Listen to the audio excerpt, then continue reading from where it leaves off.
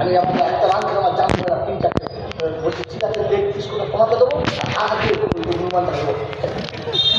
4টা leg piece আমি খাচ্ছি, আর বড় খাওয়া খাচ্ছি, খাওয়া খাচ্ছে। দেখ আলাম, দেখো হবে একদিন তুমি বলছিল না চাচা যে কি করে খাবি, এখন তো ভাতের থালা সামনে আসলে ভাবি কি করে খাবো, 100টা তরকারি আর বাসন ভাত, বড় তরকারি।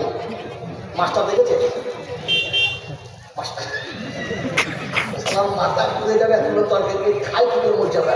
এখন উল্টে বলটা ওটা মর যাবে, রেস্টুরেন্ট খুব ভালো গো, খুব খেতে পারে। তোর জন্মের খাবার দেখে নেয়, তোরা তুই খাবি করতে, তোর ভাতের ফ্যান ভাত দেখে না বলছে ছেলেটার ভবিষ্যৎ করছি আমি স্কুলে পাঠিয়েছি। ভবিষ্যৎ এমন করেছ যে পুরো মাসে তোমাকে হেলে গরুর মতো নিয়ে গিয়ে 3টার সময় ভরে দিয়েছে, আর মাছের পর একবার করে দিয়ে ছানিয়ার পাই দিয়ে চলে আসে, মুখটাও ভালো করে দেখে না। তবা করে দাও, তবা করে দাও, আর ফিরে এসে কোরআন আপনাকে শোনাচ্ছি। আল্লাহ আপনাকে আমাকে দয়া করে মুসলমানের বাচ্চা করে দিয়েছে, আর মুসলমান হয়ে যাওয়ার জন্য আমাকে অনুমতি দিয়েছে। মুসলমান কবরে গেলে কিচ্ছু হবে না, কিচ্ছু হবে না, মুসলমানের কবরে কিচ্ছু হবে না, তবে ছেলে গেলে ধুলে দেবে, একদম থাকবে না। মুসলমান গেলে কিচ্ছু হবে না, এটা আমার রাসূল বলে গেছে। কে বলে গেছে? কোন মৌলবী কি বলতে আমি জানি না, কোন মৌলবীর কথা বিশ্বাস করি না, কারণ কোন মৌলবীর কথা ইসলামে দলিল না, দলিল হচ্ছে কোরআন হাদিস। তাই আল্লাহ নবী যাওয়ার সময় বলে গেলেন তারা কিছুই আমরা এই কিতাবুল্লাহ সুন্নতি এবং আমি যাওয়ার সময় দুটো জিনিস রেখে যাচ্ছি, একটা আল্লাহর কালাম আর একটা আমার সুন্নত। লাউ তামাসসাকুম বিহিমা লাম তাযিল্লু, যদি ধরে নিতে পারিস তুই কোনোদিন লজ্জিত হচ্ছে আর কোনোদিন লজ্জিত হবি না।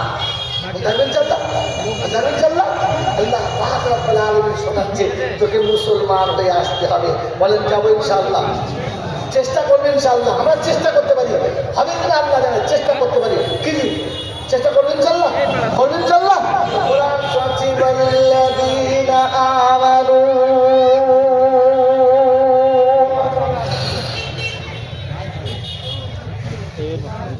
والذين آمنوا وهاجروا وجاهدوا في سبيل الله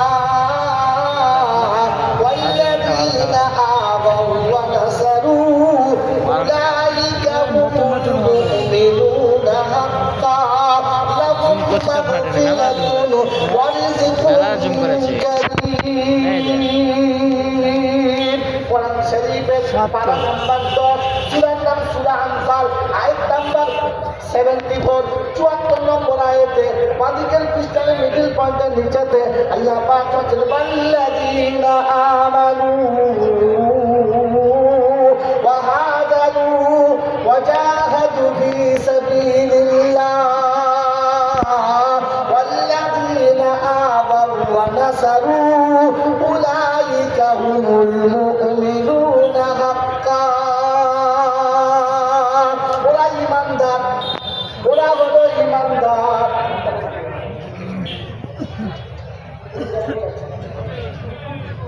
ওয়াল্লাযীনা আমানু ওয়া হাজারু, ওরা হলো ঈমানদার। আমি ডাকলে যারা সঙ্গে সঙ্গে দাঁড়িয়ে যাবে, কাল বিলম্ব করবে না। ওয়া হাজারু, সঙ্গে সঙ্গে আসবে। ওয়া জাহাদু ফি সাবিলিল্লাহ, আসার পথে যারা দাঁড়াবে, কোনো বাধা তারা মানবে না। সব বাধা টপকে যারা হাজিরি দেবে, ওটা মুসলমানের নমুনা। والذين آووا ونصروا أولئك هم المؤمنون حقا। খাঁটি মুমিন হলো তারা আমার ঘরে আসতে যেতে এতে মিসকিন গরিব ফকির দেখতে পেলে ক্ষমতা মোতাবেক কিছু দেবে যারা, খাঁটি মুমিন হলো বলে বলো তারা। লাহুম মাগফিরাতুন ওয়া রিজকুন কারীম, আমি আল্লাহ প্রথম তাদের জীবনের গুনাহ ক্ষমা করে দেব, ইহকালে পরকালে ইজ্জতের খাবার দেব। ওই পরখানার বন্ধুরা তাদের জীবনের গুনাহ মাফ হবে, কবরে ঘোরার দিন হবে, হাসরে ঘোরার দিন হবে, উঠবে সোজা জান্নাতে যাবে। যাতে জীবনের গুনাহ মাফ হবে, ফেরেশতা ঘোড়ার দিন পড়বে, ওই আখিরাতে কে তাকে আটকাবে, উঠবে সোজা জান্নাতে যাবে।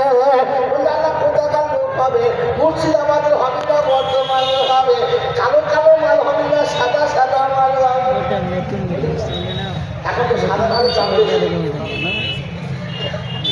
ও যদি সাদা হয় 15 টাকা কমে হবে, সাদা হলে আর কালো হলে জুম বোতল করবো না, 10 কোটি সোনা 4 টাকা দেবো, ওটা তো আলু আলু করে দেবো। ঠিক আছে, মাকে বলি তার মানে মাল আলু বলছে আসবো, হ্যাঁ বলে যদি বলে 20 কোটি সোনা দেবো,